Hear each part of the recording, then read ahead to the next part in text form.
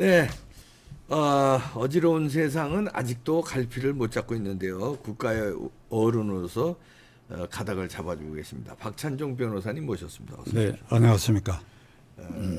이번에 그 윤석열 대통령과 이재명의 참하시면서 만난 거 어떻게 평가하십니까?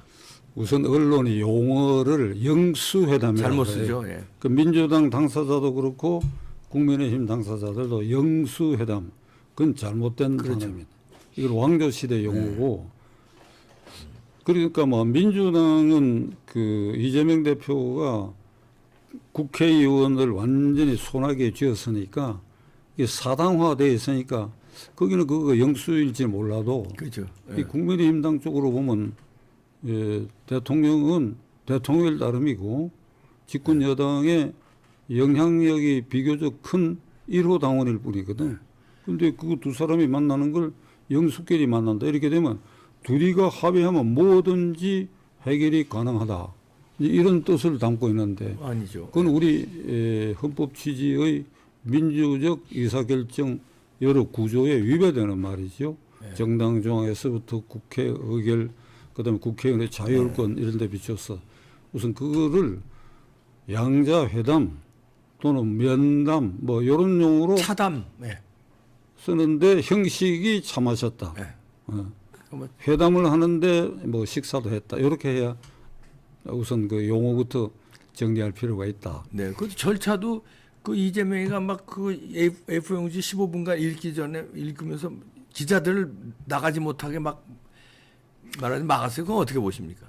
그러니까 이제 그날 회담, 나는 네. 회담이라 그러는데 회담이요. 회담의 시작, 과정, 결과 이걸 놓고 볼 때에 이거는 민주당을 완전히 장악한 이재명 대표가 국가원수인 대통령에 대해서 도저히 받아들일 수 없는 12개 항, 네. 도저히 받아들일 수 없는 타협적으로 조정해서 받아들일 수 있게 되는 것은 있을 수 있지만은 그 12개 항을 도저히 고대 액면대로는 받아들일 수 없는 내용을 일방적으로 네. 15분 동안 주머니에서 A4 용지에 미리 적힌 걸 읽는데 시작을 기자들하고 이제 서로 악수하고 인사하고 하는 요 장면을 담고 난 다음에는 이제 기자들이 퇴장하게 돼 있는데 퇴장하니까 이재명 대표가 퇴장하지 말고 기다리라. 이래 놓고 15분 동안 윤석열 대통령 향해서 이걸 이제 통보를 한 겁니다. 쏟아냈습니다. 네. 저는 이걸 선전포고라고 생각합니다. 선전포고. 선전포고다. 시작. 그리고 12개 항. 그리고 그 회담의 결과. 그 아무런 합의가 있을 수 없지. 네. 그리고 135분이 걸렸는데 이제 민주당 쪽 얘기는 대통령이 85%를 시간을 점유했다. 네. 근데 그건 시간이 걸릴 수밖에 없지. 모두의 쏟아낸 12개 항목을 도저히 수용할 수 없으니까 자기 주장을 펼 수밖에 없지요. 그걸. 근데 그걸 두고 이제 민주당의 뭐 정책의 의장은 우이독경이다. 그런 표현을 썼습니다. 그 국가원수인 대통령을 소에 비교한 것이지. 그 뭐 소귀의 경 읽기. 그러니까 소귀의 경을 읽어봐야 소가 알아듣지도 못하고 그러지 않느냐 이거지. 멀뚱멀뚱하기만 하고. 쇠기의 경 읽기 격이었다. 그런데 제가 이걸 왜 선전포고라고 얘기하는 거니까 이게 사전에 무슨 조율이 있었던 건 물론 아니지만 회담이라고 한다면 이렇게 하는 게 아니거든요. 악수하고 그다음에 비공개로 하는 게 원칙이죠. 그리고 거기서 한 안건마다 주고받고 이렇게 해야 되는데 그 형식을 완전히 무시하고 이재명 대표는 이 기회에 공개적으로 이게 선전포고하는 기회로 이용을 했다. 네.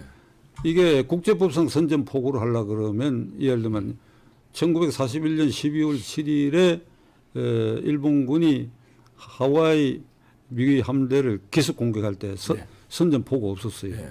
그러고 난 후에 워싱턴에 있는 이 일본 대사가 미국 국무성에 선전포고장을 갖다가 전했어요. 네. 히틀러가 2차 대전 개시할 때도 이게 체코 침공하는 것이 시작이었는데 선전포고 없었어요. 없었죠. 예. 그러니까 이게 완전히 선전포고인 것이 12개 항목을 기습적이지. 그렇죠. 기습적으로 이렇게 기자들 앞에서 공개해놔 놓고 그 끝머리가 이렇습니다. 이번 기회에 대통령이 국정 전환의 계기로 삼지 않으면 이게 마지막 기회다. 이 말은 이 12개 항목은 최소한도로 그냥 들어라. 안 하면 마지막 기회 놓치는 거다. 마지막 기회를 놓친다. 그게 선전포고죠. 선전포고. 네. 그래서 우리가 할 수 있는 모든 방법을 동원하겠다. 그건 이제 탄핵으로 연결되는 것이고, 그렇겠죠. 예. 그 다음에 개헌을 해가지고 대통령 남은 임기를 축소시키는 이런 방향으로 가겠다 하는 그 태도를 분명히 그런 거죠. 예. 분명히 했다고 저는 봅니다. 아, 그럼 윤석열 대통령이 만약에 좀 우리 박찬정 변호사님처럼 노련했으면 차라리 이랬으면 어떨까요? 그냥 15분간 떠들고 그러면 그 뒤에 거기에 15분간 떠든 걸 갖다가 설명하고 설득하려고 그러지 말고 그냥 나머지 시간도 그냥 듣기만 하고 그냥. 그래서 너는 지져라. 나는 뭐 내 갈 길 간다 그러고 그냥 아이고 그냥 아이고 해 드시죠. 차 드시고 뭐. 계속 떠들려고 그러고 아이고 예, 차 드시죠. 이렇게 너물너물 너스레를 떨고 끝냈으면 어땠을까요? 그래도 그 선전포고지. 그래도 선전포고. 선전포고고 네. 그 12개 항목 중에 12개 다 내가 여기서 언급할 수는 없고 네. 예를 들면 해병대 최상병 익사 사건에 대해서 그 특별 검사를 특검에 회부하자는 네. 그 안건은 그건 민주당 사신들이 자가당착에 빠진 거예요. 그건 지금 공수처에서 수사 중에 있습니다. 네.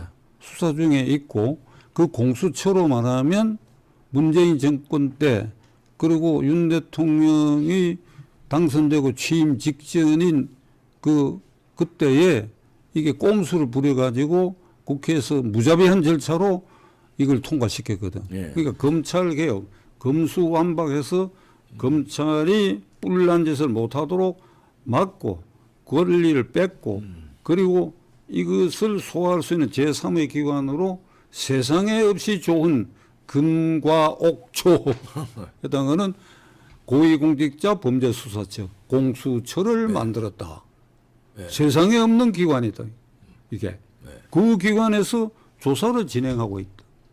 그러니까 이게 물론 그 과정에 민주당 노림수는 뻔해요. 대통령을 겨냥하는 거죠. 그렇죠. 예.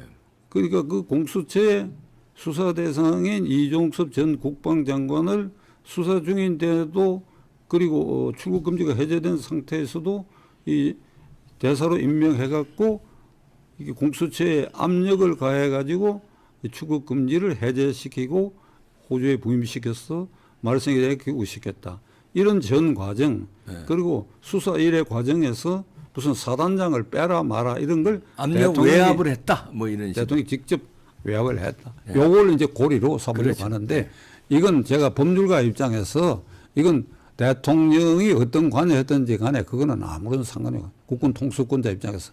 그거는 이제 수사하는 공수처가 그게 대통령이 무리한 일이 있다든지 하면 그건 그 단계에서 밝힐 일이지 공수처 수사가 지금 시작도 안 돼 있는데 시작도. 이걸 지금 특검으로 8개월이 됐어. 예. 어? 그런데 특검하자. 그러고 이태원 헬로윈 사건 200 몇십 명의 젊은이들이 죽었다고 하는 것은 그게 참 가슴 아픈 일이에요. 가슴 아픈 일. 자식과 손자를 키워본 나의 입장에서는.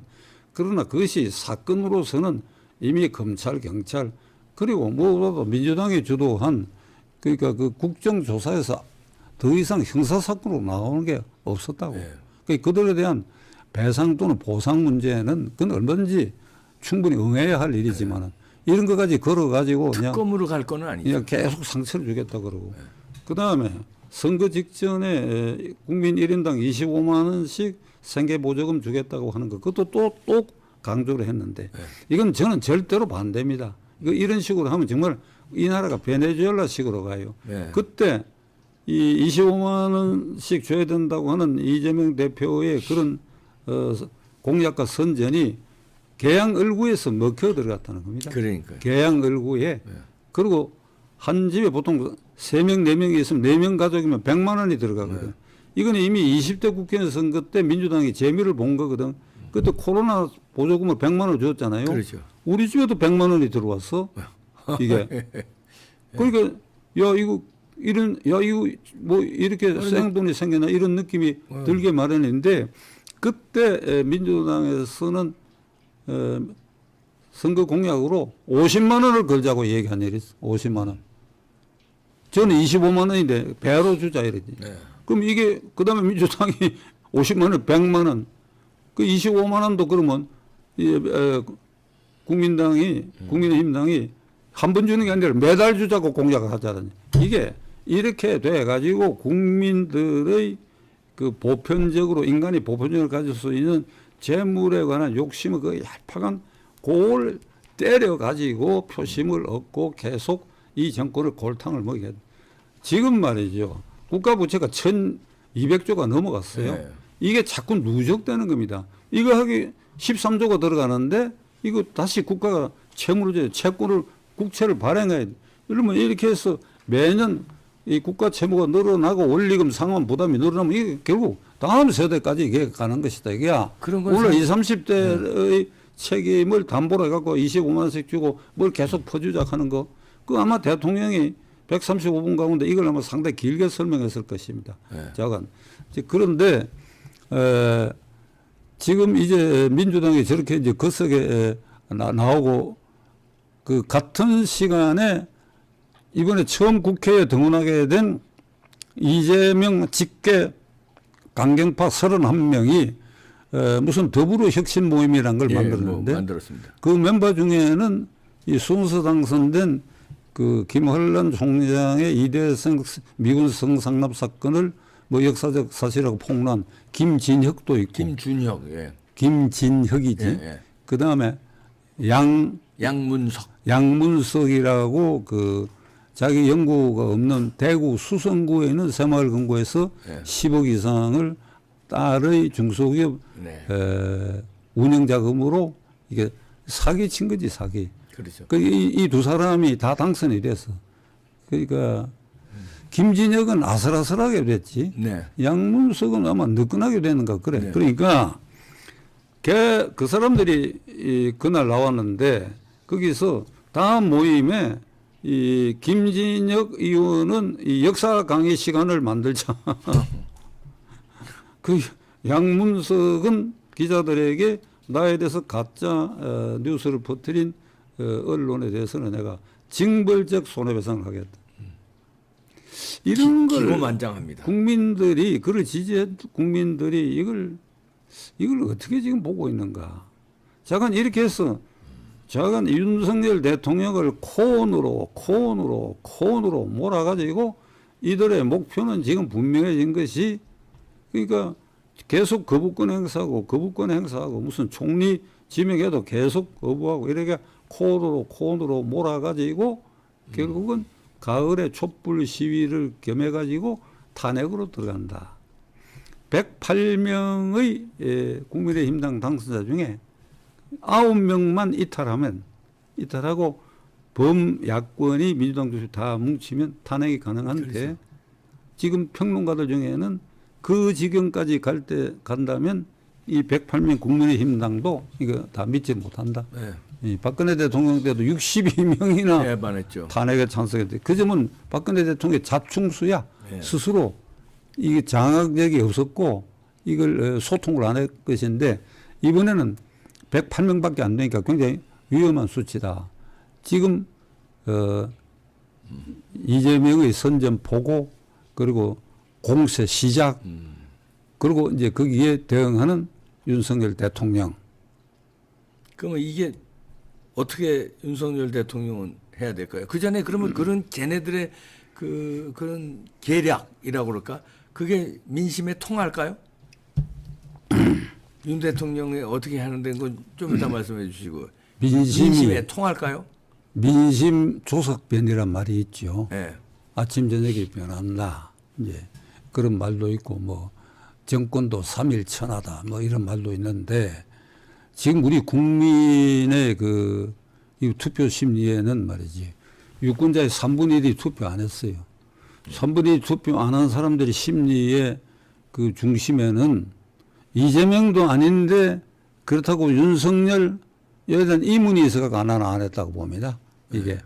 그리고 이제 3분의 2가 투표 참가했는데 여기에는 경상도 전라도 완전히 갈려 있죠. 이거 영산간 벨트라 해야 되나? 예. 벨트. 낙동강 벨트에 고정적인 광팬들이 있고 예.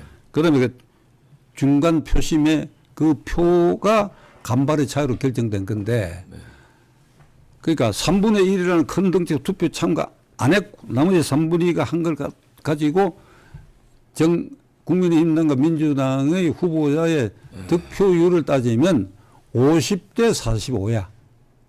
별 차이 안 나요. 크게. 50대 45. 네. 요거를 100분비로 하면 10대 9야. 네.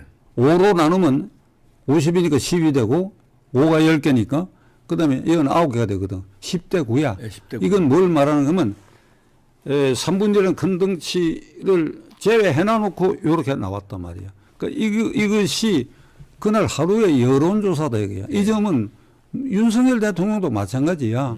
2년 전 3월 9일에 0.73%야. 그러니까 그렇죠. 이쪽이건 저쪽이건 간에 선거로 당선된 자는 매일 민심이 변한다는 걸 각오를 해야 된다 이게야. 그 실제로 엊그저께 지지율 조사 나온 것도 국힘이 이겼더구만요. 지난 금요일 날 갤럽 조사에서 네. 그러니까 국민의힘당이 당 지지율로는 말이지 이 민주당을 앞서 있어요. 그러니까요. 오차 범위 밖으로 내가 지금 기억하는데 그러니까 이걸 이재명과 강경파들이 명심하지 않으면 안 될 부분이고 그리고 이제 동시에 그럼 윤석열 대통령은 지금 완전히 선전포고를 당했는데. 당한 상태니까 어떻게 해야 됩니까? 그럼 이걸 어떻게 돌파해야 되느냐. 1. 예. 우군에 속하는 모든 세력을 통합하고 포용해야 돼. 우군을 통합해야지. 그렇지. 예. 우군 통합이지. 우군 통합. 우군 통합을 해가지고 적어도 이번에 10대 9니까 네. 그 9를 찍은 사람들을 통합해내고 그 지지계층. 그다음에 투표에 참가하지 않은 3분의 1 가운데 네, 우군화할 수 네. 있는 걸 전부 우군화할 수 있는 그런 대통령의 결단과 포용력. 그러기 위해서는 개인적으로 가령 감정이 있다. 개인적으로 사이가 비틀어져 있다. 예를 들면 대표적으로 한동훈하고 관계 같은 거. 이런 걸 대통령 스스로 모두 극복을 해야 돼. 그건 박근혜 대통령이 탄핵당한 건 60명 이상이 자당 의원들이 탄핵에 찬성했다. 이건 나는 박근혜 대통령이 스스로 유도한, 그러니까 자책한 감이 있다. 자책. 전혀 소통을 안 했거든. 전혀 소통을 안 했거든. 그리고 선거 직전에 이게 A4 용지로 쓴 걸 가지고 비서관 회의에서 배신자는 징벌해야 된다 그랬어. 배신자는. 예.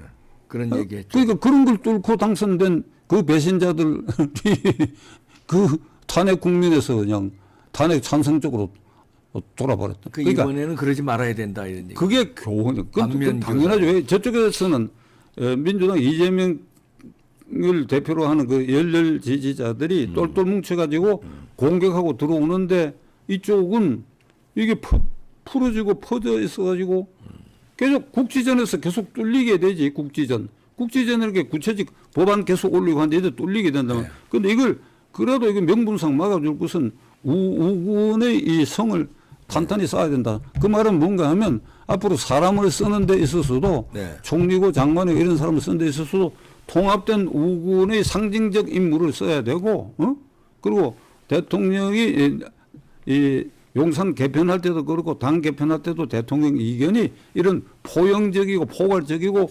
우군화하는 쪽으로 이게 가야 한다. 그리고 또 어떤 걸 해야 됩니까? 근데 이렇게 하기 위해서 대통령이 선행적으로 해야 할 조치가 하나 있어요. 대통령이 변해야 합니다. 대통령이 스스로 변해야 해요. 근데 어제 저녁 뉴스를 얼핏 들으니까 이제 오늘 5월 1일이니까 네. 5월 10일에 대통령이 기자회견을 한다. 예, 발표가 그러니까 나왔어요. 네. 취임 2주년을 예. 기한 기자회견을 준비하고 있다. 이러는데 제 솔직한 심정을 말씀드리면 취임 2주년의 기자회견, 1주년에 기자회견 했는지 안 했는지는 난 모르겠는데 그 용산 기자실에서 기자회견, 네. 다양한 질문을 받는 기자회견은 한 번 했나 안 했나 나 기억이 잘 없어요. 타운홀 미팅은 뭐 수시로 했죠. 예. 그러니까 이번에 취임 2주년을 맞이해서 기자회견을 하고 그걸 준비를 하고 있다. 불쾌해. 기자회견을 수시로 해야 되는데. 꼭 그렇지. 꼭 어떤 날을 택해가. 취임 2주년이니까 준비를 해서 한다? 수시로 해야지. 이런 식으로 하니까 윤석열 대통령에게 공격의 빌미로 삼고 있는 여러 일들이 김건희 여사 문제를 비롯해서 여러 일들이 대통령이 국민하고 직접 소통하면서 수시 기자회견을 안 하다 보니까 이게 덮개처럼 쌓여 있는 거예요. 켜켜이 쌓여 있네요. 켜켜이 쌓였지. 그러니까 한 켜가 생겼을 때 기자회견을 해가 솔직하게 털가 매맞을 건 맞고 개선할 건 개선하고 그 국민의 판단에 맡기고 진솔하게 나가면 돼요. 이거 하나 없애버리고 또 들어오면 또 없애버리고. 그러니까 그렇게 했다 그러면 이종섭 파동에서 비롯된 최상병 특검 문제도 거론을 안 했을 것이다. 이게. 그러니까 이런 전제를 이 대통령이 이걸 깊이 인식을 해야 돼. 이 공약 사항 아니에요? 누차 지금 박찬정 변호사님께서 임기 시작서부터 지금까지 말씀하셨는데 그 사안에 대해서 내 계속 기준으로 말씀하셨습니다. 내 기준으로 하면 공약 하나도 안 돼. 1호 공약을 안 지킨 거예요. 네. 안 지킨 거예요. 그러니까 5월 10일 특별 기자회견을 한다고 그런 말을 하는 거 부끄럽게 생각해요. 수시로 하라. 예. 아니 청와대에서 옮긴 이유가 뭐예요? 그러니까요. 그럼 지금 되돌아가야지. 거기 보니까 영빈관을 이용하고 그러던데 뭐 때문에 그걸 또 거기서 밥 먹는 일은 그걸 또 이용하노. 예. 그러니까 기자회견 안 하면 대통령이 청와대 안 구중궁궐에 있는 거랑 마찬가지 상황이 돼요. 예. 그러니까 용산을 옮긴 게 2층 집무실, 1층 기자실, 수시 기자회견 도어 스태핑을 안 하게 잘했어요. 예. 그러니까 이런 덮개가 앉지 않도록 했어야 될 그 전제를 윤 대통령이 안 했다 이게. 네. 그래 좋아요. 그럼 5월 10일을 그렇게 해라 이게. 그러면 그 다음부터는 이 덮개가 앉지 않도록 국민 속으로 들어가서 이제 좀 자주 해라. 잘못한 일이 있다. 이 부분은 사과한다. 재발 방지를 하겠다. 뭐가 잘못했다. 내가 잘못한 거 있고 또 내 가족 중에 잘못한 게. 아니 그 말 하기가 그렇게 어렵나? 그 말 하기가 그렇게 어려워? 이렇게 대통령이 0.73% 표차로 됐고 민주당이 10대 9라는 득표율로 가지고 저렇게 공세적으로 나오는데 그 대통령이 그 말을 못해? 지금 2년째 주장하고 계십니다. 박찬정 변호사님이 좀 이 말 좀 2년간을 매주 주장하시는데 좀 들어주시길 바랍니다. 예. 그러면 이제 국민은 어떻게 해야 됩니까? 윤 대통령은 이제 그렇게 해요. 국민이 중요한데요. 국민이 중심을 잡아줘야 돼. 국민이. 가령 이번 국회의원 선거에 윤석열 대통령이 믿업지 못하고 뭐 그렇다 X다. 그렇다고 하고 김진혁이다 뭐 누구? 양문석. 양문석이다. 이런 사람을 전라도 지역도 아닌 이 수도권에 나온 사람을 말이야. 네. 물론 김진혁은 아주 아슬아슬하게 됐지. 아슬아슬하게.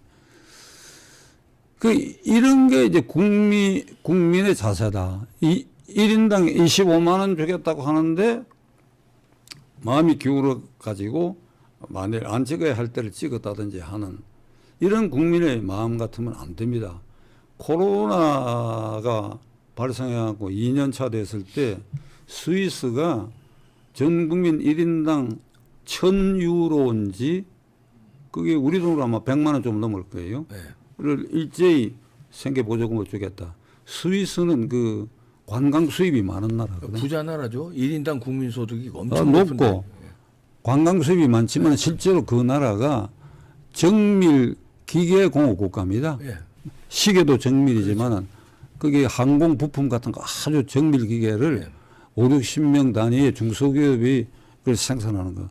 덴마크나 스위스가 농업 국가나 목축 국가가 아니고 기본은 정밀 공업 국가예요. 네.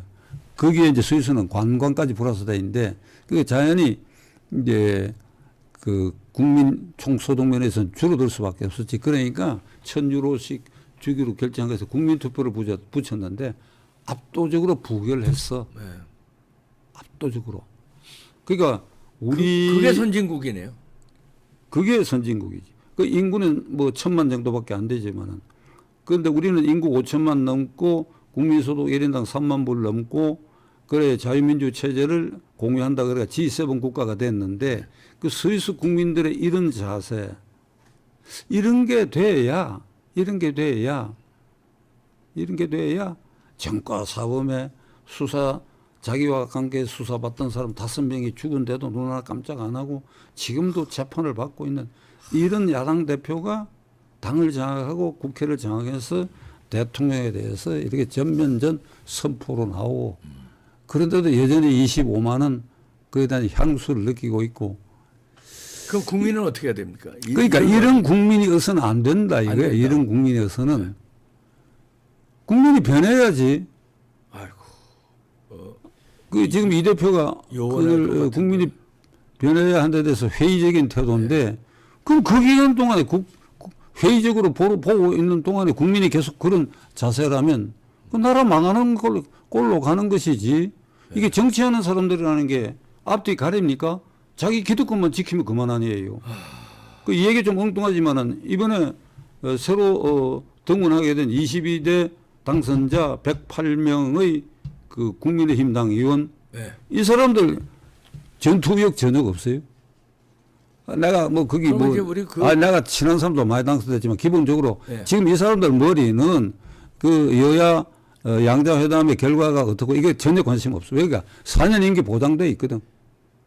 그러니까 그리고 특권 폐지하라 하는 건 지금 전혀 꿈쩍 안 하고 그게 공천장 줄 때 특권 폐지에 대해서 세비 줄이기를 결의를 했던 것 같아. 그런데 그 이행을 생각 안 하거든.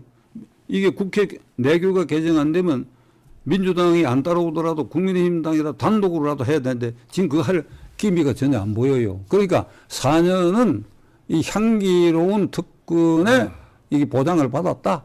그러니까 이게 절대로 윤 대통령이 이들을 우군화하는 데는 굉장한 노력을 들여야 될 거예요. 굉장한 노력. 이거 내가 암시적으로 얘기하는데 그러니까 자 이런 팔이고 국민도 이렇게 풀어져서 국민도 달콤한 것에 대해서 계속 향수를 느끼고 나하고 가까운 내 지역과 가까운 여기에 매몰되어 있는 한 한국이 G7 국가에서는 이게 탈락하고 만다. 그게 오늘 결론이에요. 네. 우파를 통합하고 국민도 좀 변해야 되는데 네. 안 변하면 뭐 헤어질 결심도 해야죠. 그 당하고. 네. 박찬종 변호사님이셨습니다. 감사합니다. 수고하셨습니다.